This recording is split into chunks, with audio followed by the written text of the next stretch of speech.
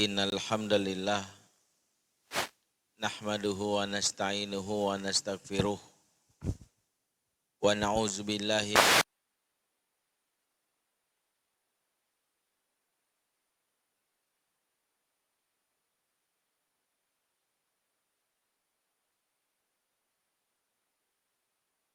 syarikalah wa asyhadu anna Muhammadan abduhu wa rasuluhu alladzi la nabiyya ba'dah.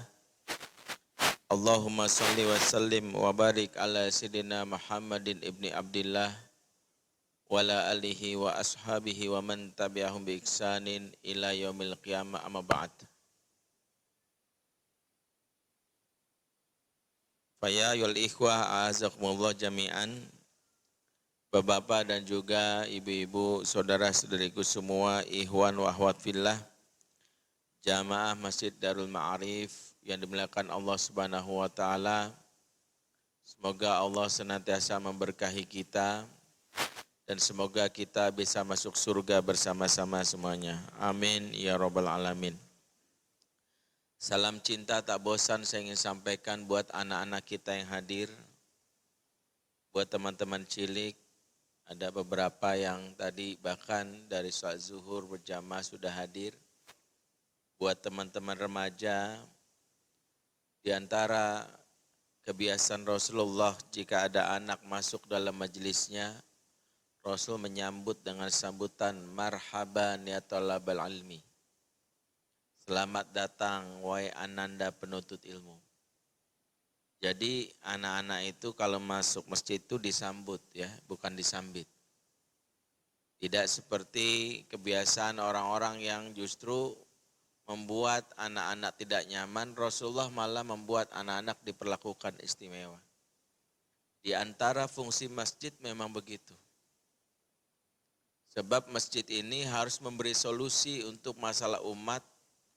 Di kepala orang itu kalau ada masalah larinya ke masjid. Anak-anak yang bosan mungkin ngelihat bapak ibunya berantem mulu, maka dia nggak lari ke mall, dia nggak lari ke tempat kafe. Sekedar numpang tidur di masjid boleh nggak Ustadz? Boleh. Karena memang itulah salah satu fungsi masjid. Makanya di Masjid Nabawi ada yang disebut namanya Ahlus Suffah. Terasnya dijadiin tempat tidur buat orang-orang yang nggak punya tempat untuk istirahat. Dan begitulah sejatinya di antara peran masjid memberi solusi. Anak-anak yang dari kecil merasakan pengalaman indah karena di masjid dia diperlakukan istimewa. Kelak suatu saat kalau ada masalah larinya ke masjid. Makanya dalam sebuah hadis Rasulullah menceritakan suatu hari berkunjung ke rumah putrinya Fatimah. Rasulullah melihat tumben-tumbenan, biasanya ada Ali. Makanya Rasulullah bertanya, Aina ibnu amik, kepada putrinya, di mana sepupuku Ali? Biasanya menyambutku. Akhirnya Fatimah cerita, kana baini wa bainahu syai'un. Antara aku dan dia lagi ada masalah. Habis berantem ceritanya. Dan dia pergi meninggalkan aku tanpa tahu kemana. Maka Rasulullah memanggil salah satu sahabat, disuruh mencari di mana Ali. Sahabat di masa itu enggak berpikiran jauh. Udah jelas kalau orang soleh, kalau ada masalah pasti larinya enggak jauh-jauh dari masjid. Maka benar dia langsung ke Masjid Nabawi ngeliat Ali lagi tidur. Maka melaporlah kepada baginda Nabi, ya Rasulullah, Ali fil masjid huwa raqidun. Dia di masjid dan tidur. Nah hadisnya masih ada sambungannya lagi, tapi yang mau digarisbawahi, disinilah bagaimana para sahabat sudah melokasikan, sudah mempetakan kalau ada masalah larinya ke masjid. Jadi kalau sekarang anak-anak larinya ke jalanan, ini mungkin salah satu nasihat buat kita semua. Kalau dari kecil mudah-mudahan kita perlakukan anak-anak ini dengan baik. Tapi kadang mengganggu Ustadz, ya tinggal ditegur. Boleh nggak menegurnya? Boleh banget. Tapi menegurnya yang baik. Nggak usah nakut-nakutin, awas lu ya. Enggak. Bilangin, nak ini masjid. Bercandanya nanti. Selesai sholat, selesai kajian. Kalau nggak ada yang ibadah boleh. Kalau pas azan bareng-bareng. Kalau dia berisik kemana? Anak kecil. Ya dibawa keluar. Kalau udah tenang masuk lagi. Repot banget Ustadz, emang repot. Dulu seorang ulama besar Imam Ahmad bin Hambal, ibunya ketika suaminya telah wafat, dari kecil saat Imam Ahmad berumur 2 tahun sudah mulai bisa jalan, ibunya dari subuh memakaikan imamah dan baju gamis supaya anak ini merasakan suasana sebagai seorang muslim. Dari subuh udah ditenteng sama ibunya, kemudian disuruh ke masjid, ibunya lagi halangan, lagi haid. Imam Ahmad ngapain? Bolak-balik aja, mondar mandir, mondar mandir. Tapi ini diceritakan dari dalam kitab manakibnya. Dan pengalaman dari kecil sudah terbiasa di masjid itulah yang membuat mereka nggak lari ke tempat yang lain. Jadi salah satu tanggung jawab kita membuat anak-anak mau ke masjid. Karena kita orang tua nanti pada bakal digantikan. Gak selamanya kan pengurus DKM itu terus. Kita pengen anak-anak kita juga. Karena Masya Allah nih satu, berapa lagi orang dua, berapa lagi anak-anak mana. Ya Masya Allah kita doakan semoga anak-anak kita ini menjadi anak-anak yang soleh dan soleha. Jadi pemimpin bagi orang-orang bertakwa. Rabbana hablana min azwajina wa zurriyatina qurrata a'yun waj'alna lil muttaqina imama. Amin ya rabbal alamin. Kalau udah doa biasanya udah selesai. Bapak-bapak, ibu-ibu melakukan Allah, kita sudah sepekan kurang lebih di bulan Ramadan.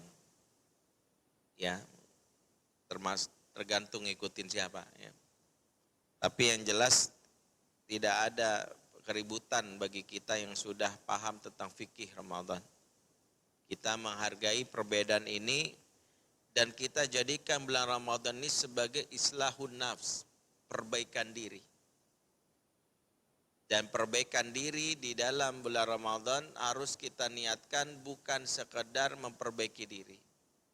Karena sejatinya dalam Al-Quran perbaikan diri selalu disanding dengan perbaikan keluarga. Bagaimana ayat yang sering kita dengar bunyinya, ya ayyuhalladzina amanu qu anfusakum wa ahlikum naro.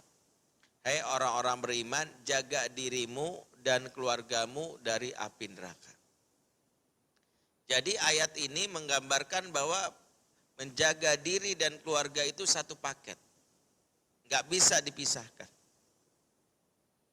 Bahkan bagi yang disapa oleh Allah dalam ayat ini, sapaannya sama dengan sapaan ketika kita menjalankan perintah puasa. Perintah puasa dimulai dengan kata-kata, ya ayyuhalladzina amanu kutiba alaikumusiyam.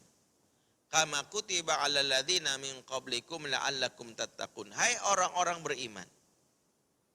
Makanya sapaan ini juga yang diingatkan Allah agar menjaga diri dan keluarga dari api neraka dengan kata-kata ya ayyuhalladzina amanu. Sama. Sebagaimana kita semangat untuk berpuasa karena dipanggil dengan kata-kata hei orang-orang beriman, maka harusnya kita juga semangat untuk menjaga diri dan keluarga dari api neraka karena disapa dengan kata-kata sama, ya hai orang-orang beriman. Terutama ayat ini menyapa siapa? Menyapa para kepala keluarga, khususnya para ayah. Kenapa? Karena yang disapa memang ayah. Mengapa pakai domirnya kum? Kum itu ku anfusakum. Kum itu jamak lil mudzakkar, lil mukhatab. Jamak buat laki-laki. Kalau perempuan kunna. Ayah sebagai kepala keluarga, ini yang diingatkan oleh Allah agar menjaga dirinya dan keluarganya dari api neraka. Karena Allah akan meminta pertanggungjawaban buat yang menjadi kepala keluarga ini nanti di hari kiamat. Sebagaimana sabda Rasulullah SAW, Warrajulu ra'in fi ahlihi wa huwa mas'ulun an ra'iyatih. Seorang ayah, seorang laki-laki kepala bagi keluarganya, di akhirat dia ditanya perlakuannya terhadap keluarganya.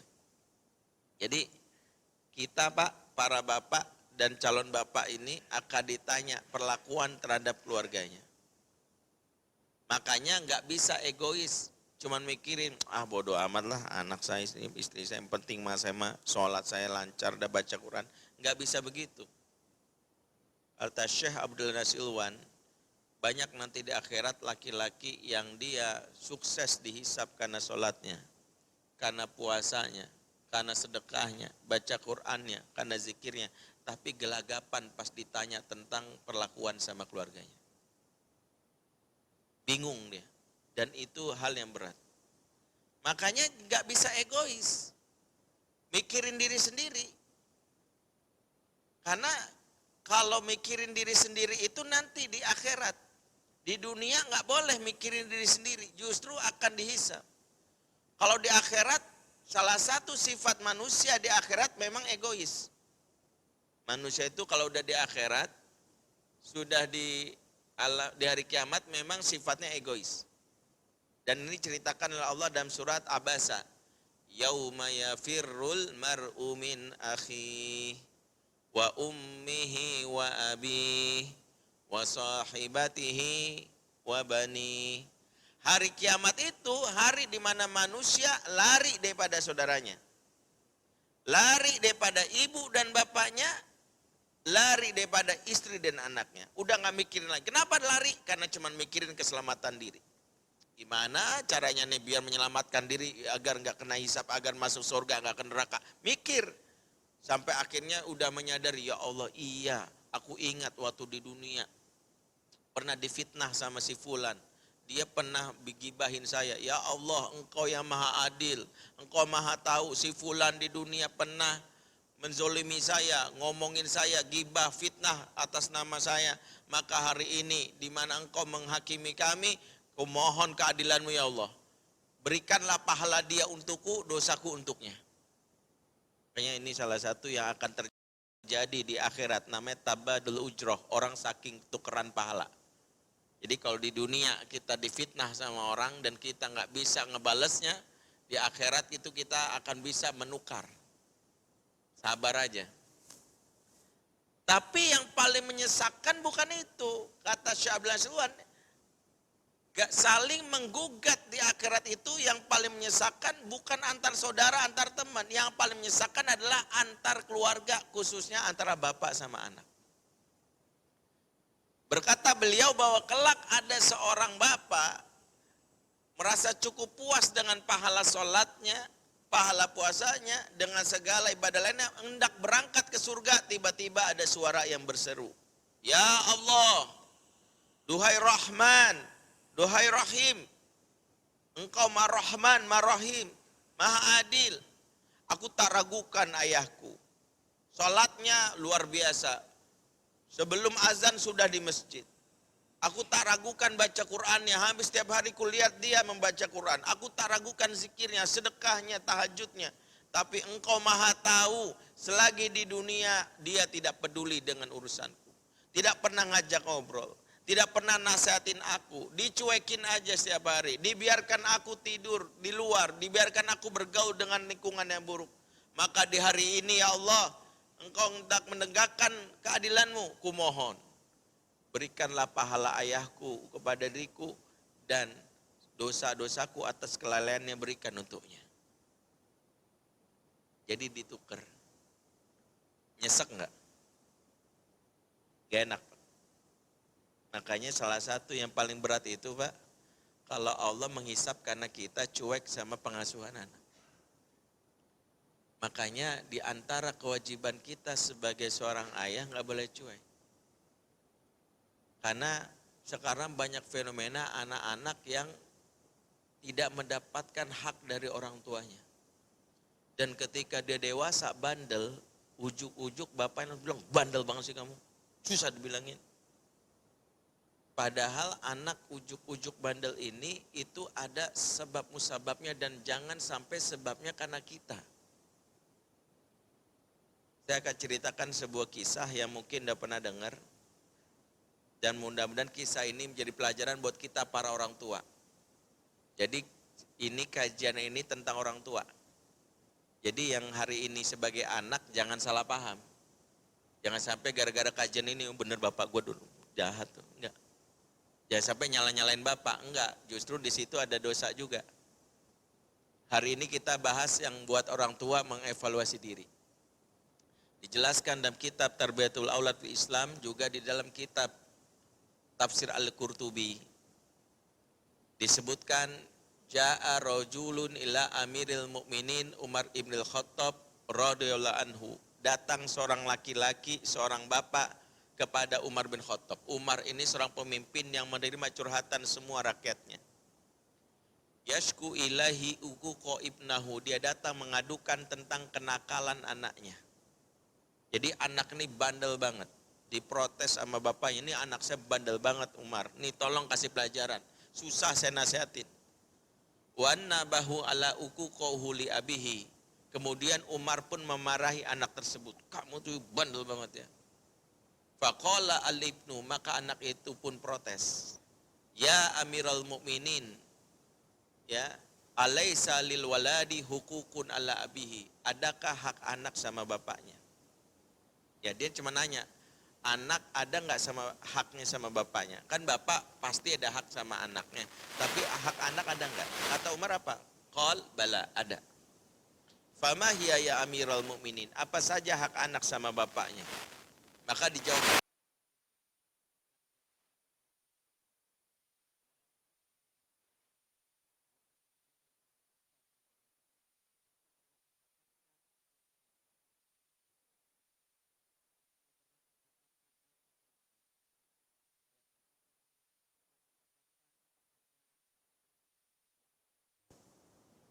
anak itu pun akhirnya cerita, ya Amirul Mukminin, innahu lam yaf'al syai'an min dzalik. Sesungguhnya tidak satu pun ditunaikan oleh ayahku dari tiga tadi. Amma ummi fa innaha zanjatun kanat la majusi. Ibu saya seorang negro dan agamanya majusi. Si anak bukan protes karena negronya, yang buat kulitnya hitam kayak ibunya. Yang dia protes majusinya, la majusi, ada lam taukid di sini. Saya ini nggak kenal engkau karena ibu saya agamanya majusi. Ya, inilah salah satu yang disebut, kalau ada yang nanya ke saya, Ustadz apa hukumnya nikah beda agama? Saya nggak jawab dari sisi fikih, tapi nikah beda agama itu adalah kejahatan kepada anak. Kenapa? Dosanya termasuk kepada anak, bukannya kepada Allah. Anak kita disodorin orang yang kelak jadi bapak atau ibunya yang bakal nggak kenalin Allah. Kan jahat. Ya. Jadi si anak ini bilang, gimana bisa aku kenal engkau ya Allah, tapi mengenal engkau, tapi ibuku aja nyembah api. Si bapak waktu nikahin gak mikirin agamanya. Waqad samaniya ju'lan, dan saya dikasih nama ju'lan, artinya aihun fasa, artinya curut atau kecoa. Jadi si bapak ini, sebagian orang Arab itu kan istrinya banyak, anaknya banyak. Karena anaknya banyak, jadi dia milih nama yang paling mudah diingat. Ya, kan kalau orang-orang zaman dulu emang namanya singkat-singkat, Pak. Nabi aja Nuh, Hud, Lut, kan gitu ya. Kalau kita kan namanya banyak banget ya, demi kebutuhan di paspor. Raden, udah ada Radennya juga, ya. Ya, panjang tuh, Angga, Mahardika, ya, Jaya di mana-mana kan ada. Jadi nama panjang, kok dulu singkat. Nah, orang zaman dulu karena anaknya banyak, nama singkat dan paling gampang didengar itu berdasarkan apa? Misalnya berdasarkan kejadian, anaknya lahir pas perang, kasih nama Harbi. Pas anaknya lahir pas anjing lewat, dikasih nama Kalbi. Pas dia lahir pas banget ada suara keledai, kasih nama Himar. Pokoknya gampang gitu. Jadi gitu. Tradisi orang jahiliyah itu mungkin kalau zaman dulu udah ada tradisi cebong kampret tuh anak kasih nama cebong, kampret gitu. Segitu. Zaman dulu seperti itu ngasih nama anak.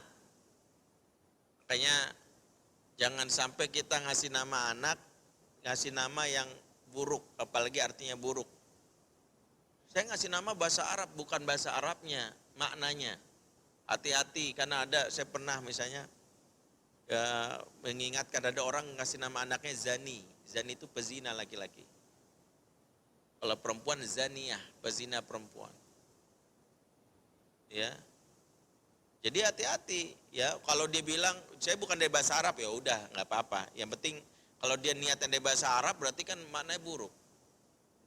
Ya, namanya mungkin nama anaknya bagus Vina, tapi nama panjangnya Vinari Jahannam Khalidina Fiha, kan nggak boleh. Nggak boleh ya ngasih nama. Jadi nama yang baik, nama yang bagus. Saya dulu punya kawan waktu kuliah di Mahat, ya pas ikut organisasi ada seorang perempuan memperkenalkan diri namanya Zurni Laila. Itu artinya apa? Kunjungi aku dong malam-malam. Itu namanya, kedengeran sih bagus, tapi pas kita yang belajar bahasa Arab yang mikir, zur itu fil amr.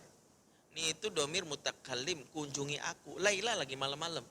Kalau kunjungi siang-siang kan bisa debt collector bisa. Ini malam-malam. Makanya katanya bapaknya itu, maksud bapaknya itu adalah dia datang pas malam-malam, maksudnya dia lahir pas malam-malam gitu. Cuman bapaknya salah, nggak ngerti fil amrnya apa, nggak ngerti. Jadi maksudnya dia ini datang malam-malam. Akhirnya si Ahwat ini karena tahu namanya nggak maknanya bagus, nggak bagus diganti jadi Nuri Laila, cahaya malam. Jadi memang nih hati-hati milih nama, ya kasih nama yang baik, yang kira-kira ya baik buat maknanya. Yang ketiga kata anak ini, walam yu'allimni minal kitabi harfan wahidan, dan saya tidak ajarkan satu huruf pun dari Al-Quran. Jangankan memahami ayat-ayatnya, mentadaburi maknanya, hurufnya aja bapak saya nggak peduli. Di TPA-in zaman dulu juga enggak, bodoh amat dah. Maka faltafata amiral mu'minin leroju, Umar yang tadinya simpati sama bapak menoleh marah sama si bapak tadi. Sambil berkata, ajita tashku ukuko ibnak, engkau datang untuk mengadukan kebandelan anakmu, ha? Laqad aqaqtahu qabla an ya'iqaq, engkau sudah durhaka sama anakmu sebelum anakmu mendurhakaimu. Wa asa'ta ilahi qabla an ji'a ilaik, dan engkau sudah merugikan anakmu sebelum anakmu merugikan dirimu. Sanad dari riwayat ini sahih. Ternyata dari sinilah muncul istilah sebelum ada anak durhaka, ada orang tua durhaka. Udah dengar kisahnya sebelumnya? Baru dengar? Baru. Jadi kalau ditanya, bukan saya yang ngasih tahu ada orang tua durhaka. Ada dalam riwayat yang disandarkan pada Umar. Apa yang dimaksud ayah durhaka? Bukan yang ayah bisa dikutuk jadi batu, jadi kodok, bukan. Definisi ayah durhaka menuntut anaknya soleh. Anaknya soleh tapi hak anak di masa kecil diabaikan. Dalam Islam, doa yang diajarkan oleh baginda Nabi kepada anak itu punya hukum konsekuensi. Kata Syekh Al-Utsaimin, doa yang diajarkan anak-anak kalau doa buat orang tuanya bunyinya gimana? Rabbi firli wali walidayya warhamhuma kama rabbayani shaghir. Ya Allah, ampunilah dosaku dan kedua orang tuaku.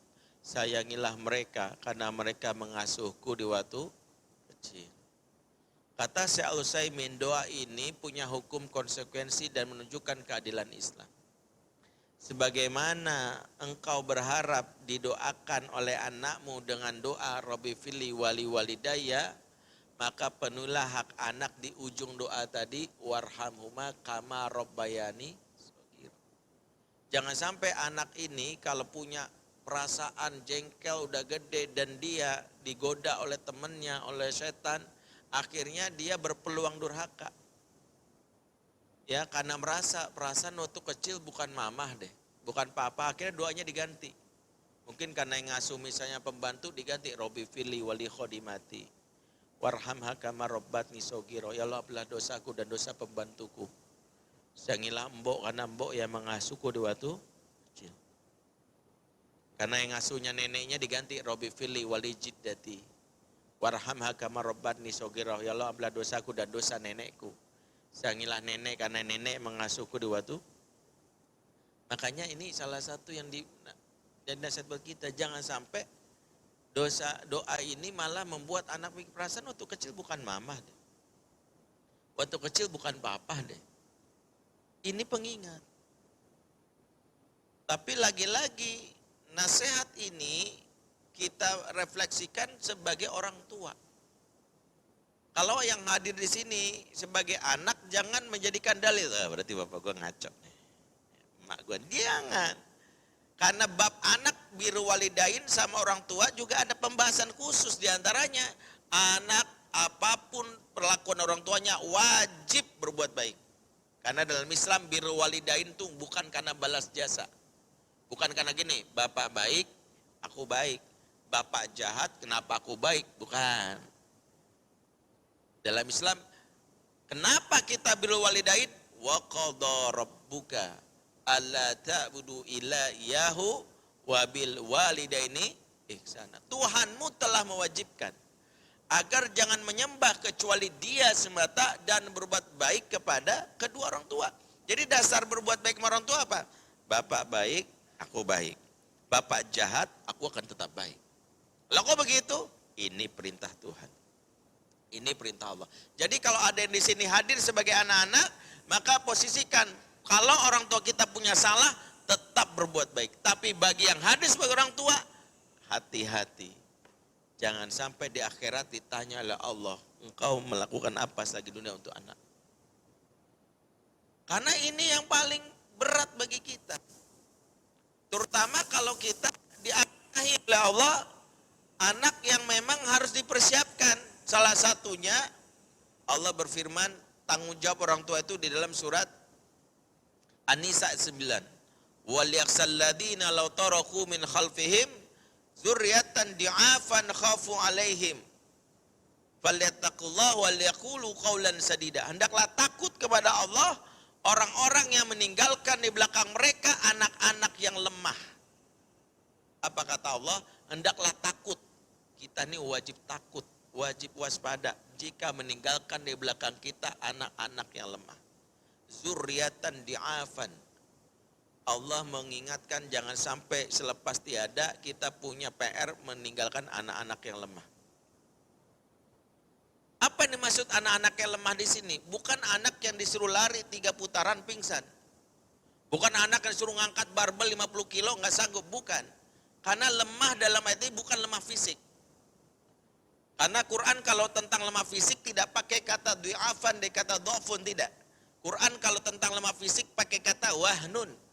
Sebagaimana dalam surat Luqman ayat 14 ketika Allah menceritakan tentang seorang ibu yang hamil dalam keadaan lemah.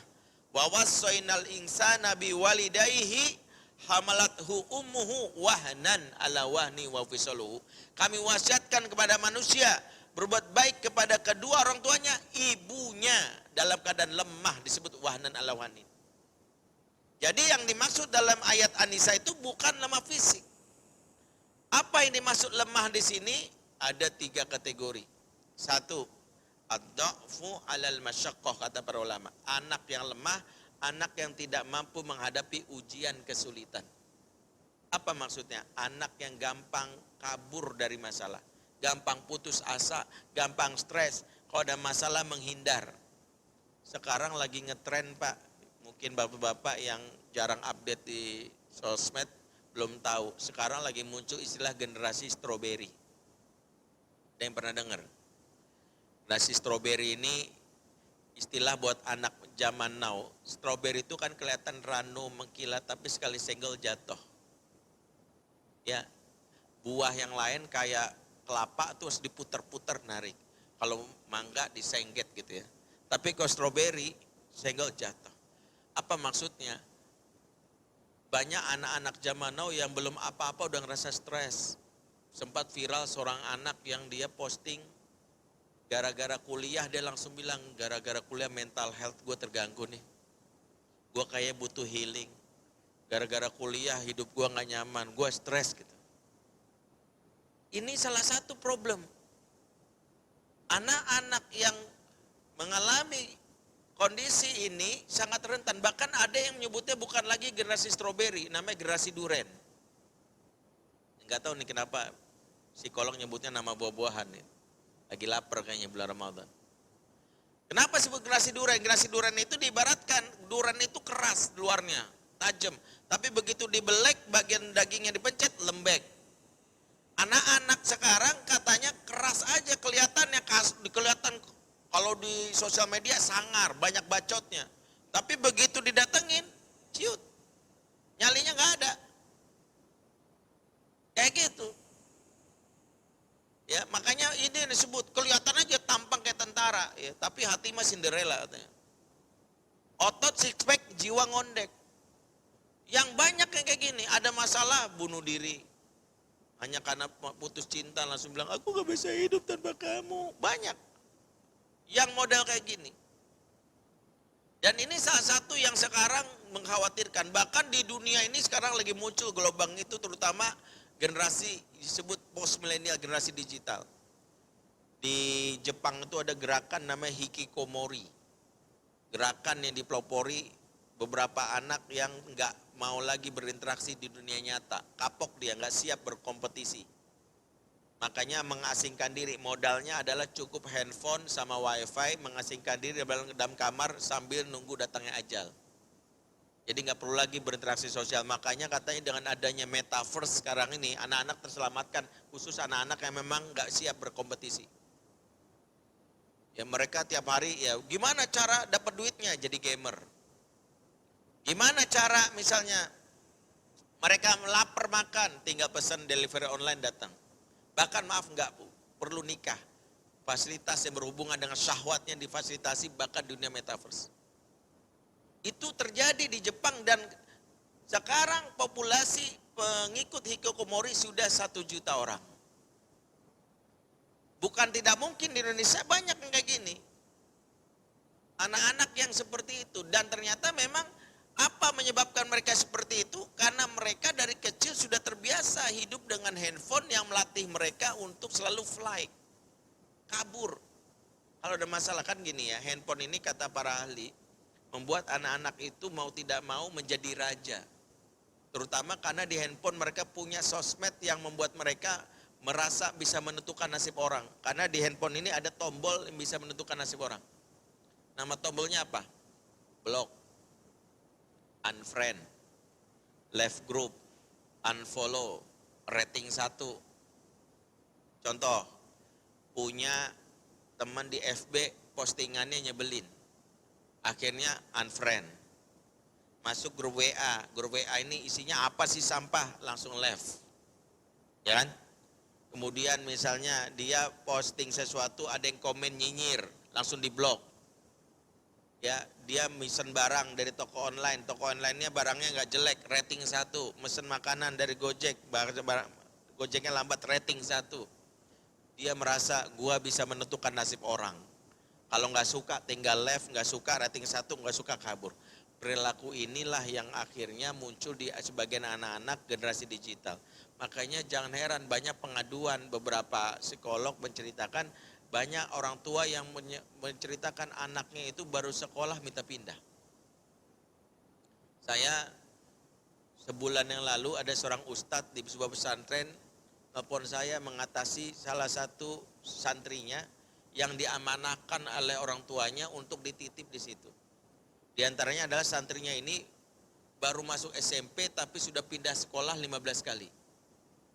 15 kali. Kemudian mau nggak mau, si bapak ini bilang mudah-mudahan anak saya bisa betah di sini Ustadz ya. Dan Ustadz ini mencoba ya memperlakukan dengan cara yang patut. Tapi santri ini tiba-tiba konflik sama teman sekamarnya. Sama teman sekamarnya kabur dia, nggak ngomong sama mudir sama musyrifnya. Kabur aja, sampai panik sepesantren. Sampai dicari-cari di telepon. Ternyata dia tidak terbiasa mengatasi masalah. Tidak terbiasa menyelesaikan masalah. Yang ada kepala dia ada masalah flight. Nggak suka kabur. Dan ini mental pecundang. Anak-anak yang kayak gini bahaya. Nanti di dunia kerja juga begitu. Saya punya kawan, salah satu direktur HRD, dia cerita, Pak Ustadz saya kalau ada anak mahasiswa fresh graduate, baru lulus kemarin, kemudian daftar ke kantor kami, dan CV-nya tebel, padahal baru lulus, saya buang ke tempat sampah. Saya bilang, loh kenapa, kan bagus itu, tandanya dia pengalamannya banyak. Saya bilang, iya Ustadz, tapi bukan pengalaman kerja itu pengalaman resign. Beda ya. Maksudnya gimana? 2 bulan kerja, resign. Kenapa? Bosnya killer, kita udah kayak kuda. Kerjanya gitu banget, sebel gua. Cari kerja lain dapat. Tiba-tiba 2 bulan lagi resign. Kenapa? Temennya nggak enak, toksik banget, nggak supporting sistemnya nggak bagus. Akhirnya cari kerja lagi, dapat kerja lain. Resign lagi, kenapa? Apaan? Gaji kecil banget di Jakarta gitu loh. Paling cuma buat ngisi kuota doang sebulan. Kerja lagi, kenapa? Kejauhan. Gua kalau naik motor masuk angin. Jadi ternyata membuat mereka itu nggak siap. Apa? Flight. Saya waktu ngisi di Freeport tahun 2017-2018, saya dibawa ke Tembagapura, itu di atasnya di daerah Gunung Grasberg, itu diskusi pas buka puasa sama salah satu direktur di sana, orang Indonesia. Dia bilang gini, Ustadz kami lagi nerima karyawan baru nih, karena lagi kekurangan jujur saja waktu itu. Karyawan kami butuh 32.000, tapi yang baru ada sekarang 28.000. Jujur aja Ustadz, kami banyak yang keluar dari sini. Gaji pada besar, tapi banyak nggak siap. Makanya setelah saya pikir-pikir, kami turunkan standarnya deh. Maksudnya apa? Dulu angkatan saya Pak Ustadz ditaruh di atas gunung tuh Ustadz 6 bulan, mereka siap. Bahkan buka jalan ke atas itu ada namanya, sebutlah saya lupa namanya. Dia buka jalan 6 bulan nggak pulang-pulang. Gimana cara dia bikin itu jalan ke atas bukit tuh dibikin. Dia pelopor pertama. Sekarang mah anak zaman now dikasih fasilitas nyaman, dikasih tugasin ke atas langsung udah gue cari kerjaan lain. Ketika dia nanti di rumah tangga juga gitu Pak. Makanya maaf kata, angka perceraian meningkat pesat justru di pasangan muda. Di zaman tahun 2019 yang bercerai itu di Indonesia 429.000. Tahun pandemi, kita pandemi mulai ke tahun 2020. Lockdown itu dari bulan Maret tanggal 15, saya ingat. 15 Maret mulai di lockdown. Benar-benar di lockdown Pak. Kalau sekarang udah bebas-bebas lah, walaupun pakai masker ya. Ini mah ini doang. Sebenarnya insya Allah kita yakin lah nggak ada. Tapi gitu. Bener Pak. Dulu tuh saya sampai ojek aja nggak bisa masuk. Saya mesen makanan, ketutup Pak, ketutup ini. Waduh, bingung dulu tuh. Berarti kan kita sering di rumah, tapi aneh, kita sering di rumah, kumpul bersama keluarga, tapi yang bercerai justru naik 50.000 kali, tambah 50.000 kasus. Tahun 2019 yang bercerai 429.000, 2020 bercerai 479.500. Di Indonesia setiap 1 jam ada 50 pasangan cerai saat ini, setiap 1 jam. Jadi saya udah ceramah setengah jam, barusan 25 pasangan cerai. Baru aja. Nah, kenapa mereka cerai? Karena ternyata mereka, bahkan ada yang udah pacaran lama cerai. Perasaan bapak ibu kita itu mungkin dikenalin, dijodohin, enggak cerai-cerai. Karena mereka terbiasa kalau enggak suka tinggalin. Enggak suka tinggalin. Alah suami, gue pikir kayak Lee Min Ho, ternyata kayak Boboho, tinggalin. Udah suami apaan, gua berharap kayak Song Joong Ki, sekarang kayak Song Gokong, Oga. Tinggalin. Model yang kayak gini sekarang muncul. Berarti apa? Disinilah kita sedang berada di masa di mana kita bertanggung jawab. Pertanyaannya kok bisa muncul anak ini? Beberapa riset menyebutkan anak yang rentan tidak bisa mengalami masa sulit, anak yang tidak dilatih karena nggak punya figur bapak. Ternyata salah satu penyebab anak itu gampang banget ya fly karena bapaknya tidak mendampinginya. Salah satu tugas ayah adalah ayah memberikan jiwa tangguh. Ramadan ini anak kita dilatih baru puasa. Bagaimana biar anak kita itu bisa melewati masa-masa laparnya. Salah satunya peran ayah itu mampu memberikan. Di antara peran ayah itu menemani, mendampingi. Kalau dia mau lapar, dulu para sahabat kalau anaknya tiba-tiba lapar diajak main, dialihkan. Karena menurut para ahli lapar itu bukan sekedar perut tapi urusan di pikiran. Makanya orang kalau pikir nggak sibuk mikir selalu pengen makan. Ya. Anak-anak itu kalau gabut istilahnya nggak ada kerjaan, cuma 5 yang dikerjain. 1 tidur lagi. 2 nonton TV atau YouTube. 3 main gadget. 4 nanya makan. 5 ngisengin orang. Makanya kalau yang sibuk enggak. Di antara peran ayah adalah membuat anak tuh sibuk. Ya udah yuk main sama bapak. Kamu tahu, diajak diskusi. Pikirannya dialihkan.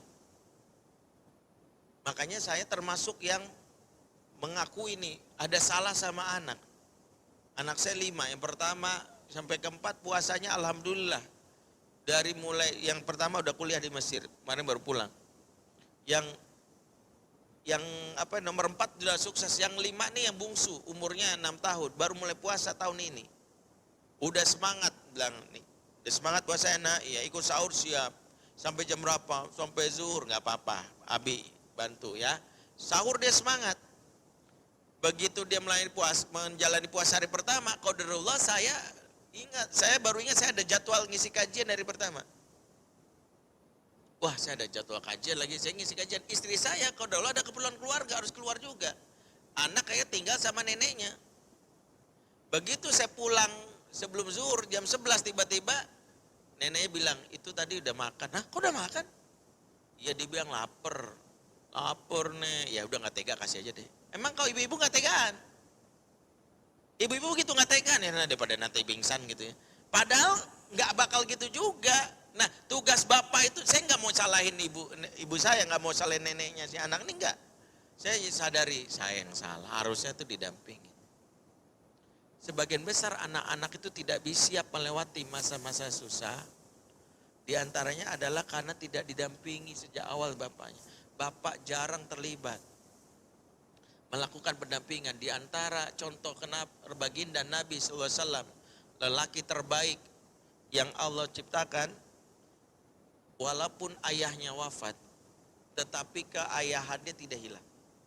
Ayah tetap hadir. Ya, beliau ayahnya wafat itu Abdullah.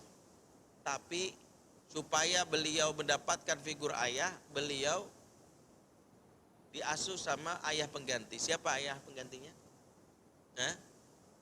Siapa? Kakeknya. Belum kakeknya. Sebelum kakeknya, ayah pertamanya namanya adalah Al-Haris bin Abdul Uzza As-Sa'di. Suami dari Halimatus Sa'diyah. Jadi kenapa Rasulullah disusui oleh Halimah? Ini jawaban bagi orang mikir, loh padahal kan ibunya harusnya bisa nyusuin. Kenapa? Apakah Bunda Aminah itu wanita karir? Bukan. Apa dia air susunya gak keluar? Bukan.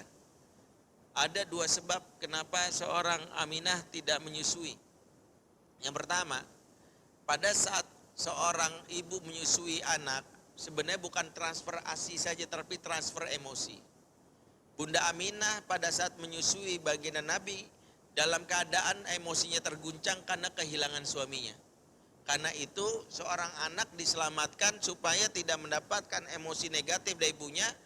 Alasan pertama itulah membuat di zaman dahulu, yaitu bagi seorang anak kalau bisa diasuh, disusui oleh ibu yang tenang emosinya. Terutama ketika Halimah didampingi oleh suami yang peduli namanya Al-Haris bin Abdul Uzza As-Sa'di. Itu alasan pertama. Alasan kedua adalah karena bahasa Arab di kota Mekah rusak. Bahasa Arab di kota Mekah rusak. Anak-anak kalau dari kecil berbahasa yang buruk, kelak perilakunya buruk. Hati-hati, jangan membiarkan anak kita mendapatkan asupan dari sosial media kata-kata yang gak pantas.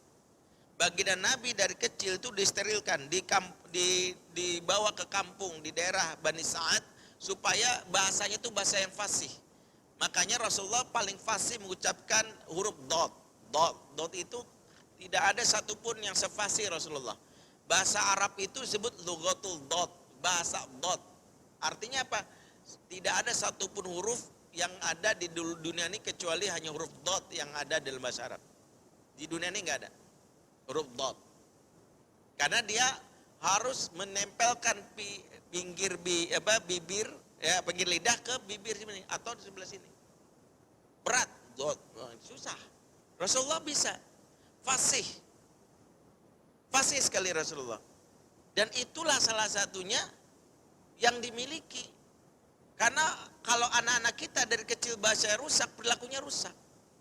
Makanya Allah katakan perbaikan pertama perbaikan bahasa. Surat Al-Ahzab ayat 70. Ya ayyuhalladzina amanu taqullaha wa qulu qawlan sadida yuslih lakum a'malakum wa yaghfir lakum dzunubakum. Orang beriman, bertakwa kepada Allah dan ucapkanlah perkataan yang baik. Kata-kata itu akan memperbaiki amalanmu, memperbagus ya, menghapuskan kesalahan-kesalahan. Jadi kata-kata. Makanya anak kita jangan remehkan, Pak. Salah satu penyebab anak-anak tuh bersifat anarkis karena sering nonton, dengerin. Makanya sarankan anak kita banyak baca buku.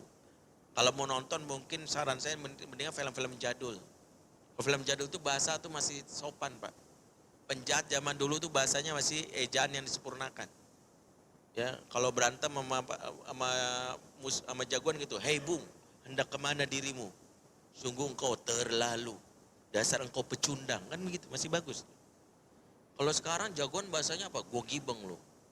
Tabok bolak-balik mental lo sampai Australia." Ya Allah, bahasanya udah. Ya. Jadi kalau zaman dulu tuh masih sopan anak-anak gitu. Nah, Rasulullah diasuh sama pamannya, kemudian dikembalikan diasuh sama kakeknya. Kakeknya nggak ada, diasuh sama pamannya. Jadi ada sosok ayah. Sehingga bayangkan Rasulullah umur 8 tahun, ada riwayat juga mengatakan 7 tahun, sudah melakukan safar pertama.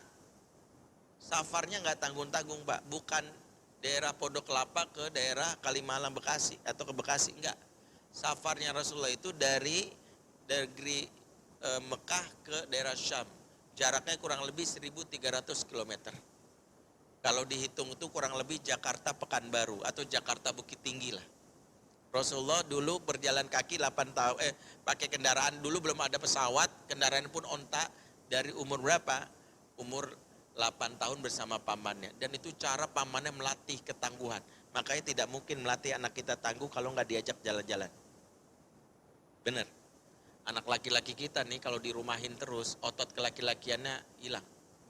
Ya saking sayang kita, TK di seberang rumah. SD geser sedikit ke sebelah. SMP ke belakang dikit. SMA geser ke samping. Kuliah homeschooling. Rumahnya Pondok Kelapa, sekalinya ke Tambun mabok. Pak, ini Indonesia bukan sih, Pak? Indonesia, nah. Ya Allah, jauh banget ya, Pak. Ya elah. Yang kayak gini nih, anak kita itu dilatih, Pak. Makanya lelaki terbaik itu yang kemampuan travelingnya paling banyak. Kenapa Islam turun di bangsa Arab? Khususnya suku Quraisy. Tahu? Jawabannya ada dalam surat Al-Quraisy. Disebutkan oleh dalam kitab Syekh Syafir Rahman Al-Mubarakfuri dan kitab Rahikul Maktub. Suku Quraisy itu punya kebiasaan. Li'ila fi Quraisy ila fihim rihlata syita wa saif. Tahu maknanya?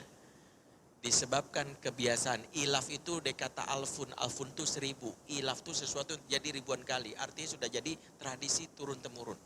Kebiasaan suku Quraisy itu apa? Rihlah. Rihlah itu apa?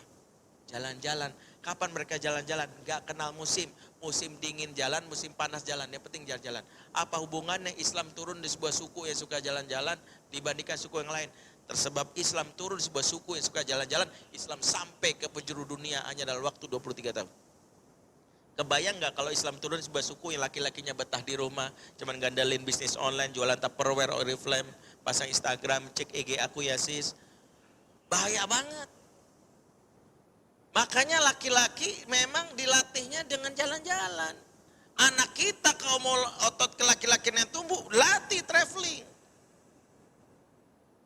Latih traveling, memang begitu laki-laki. Makanya laki-laki dalam bahasa Arab disebut apa? Rojul.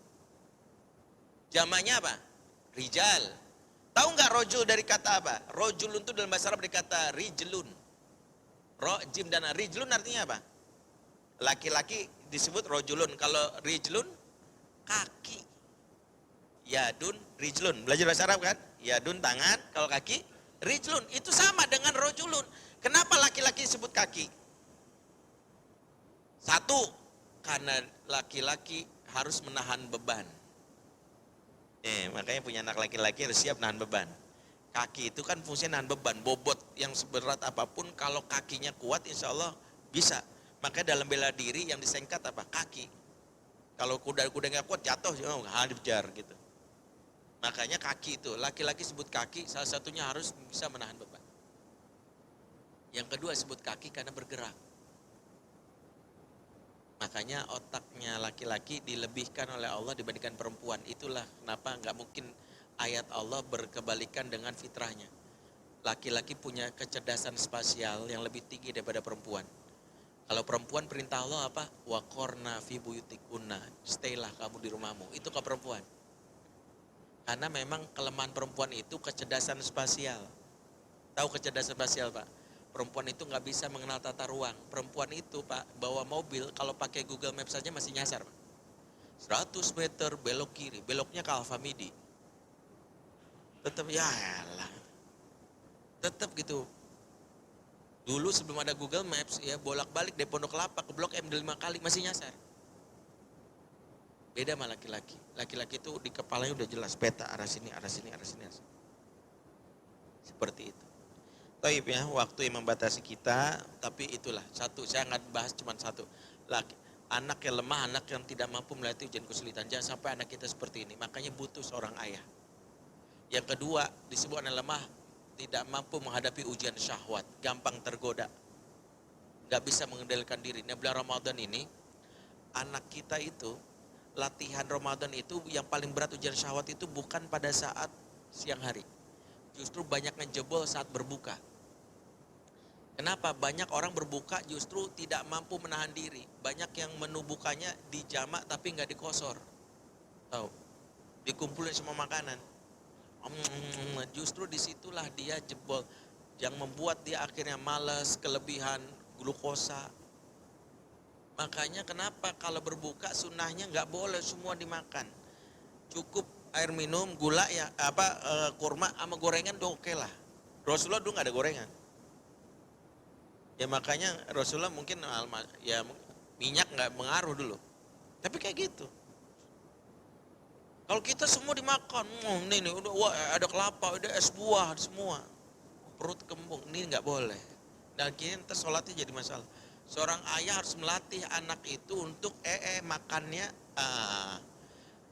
Kata Imam Al-Ghazali, siapa yang nggak bisa nahan nafsunya di meja makan, susah menahan nafsunya di atas ranjang.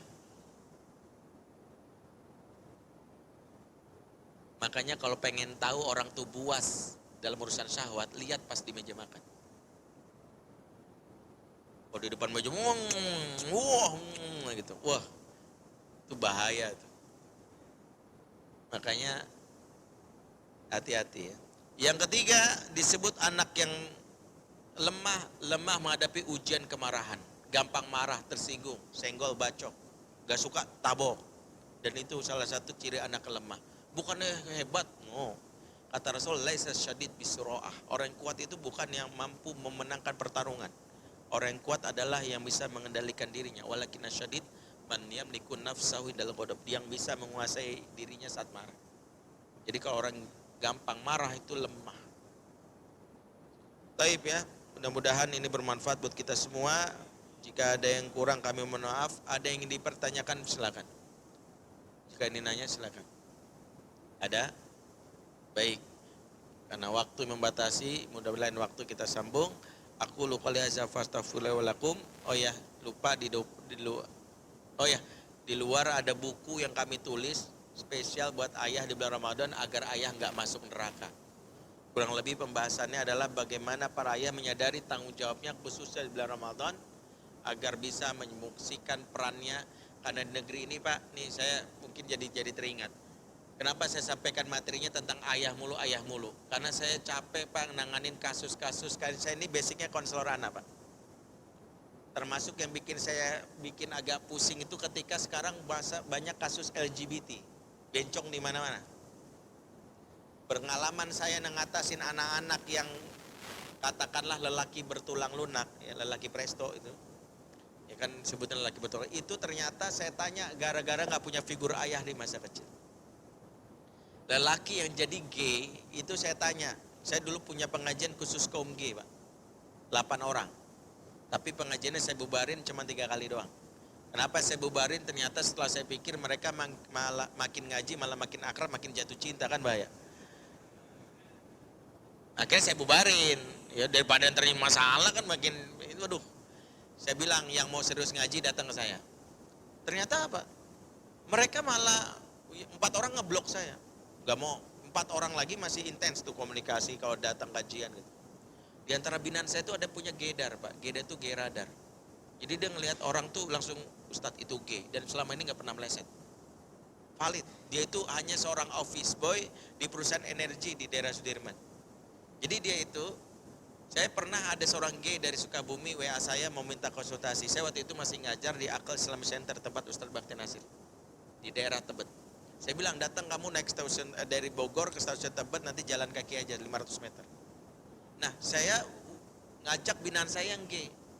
Cuman waktu itu nggak ada niat apa-apa gitu ya. Cuman pengen ngobrol juga.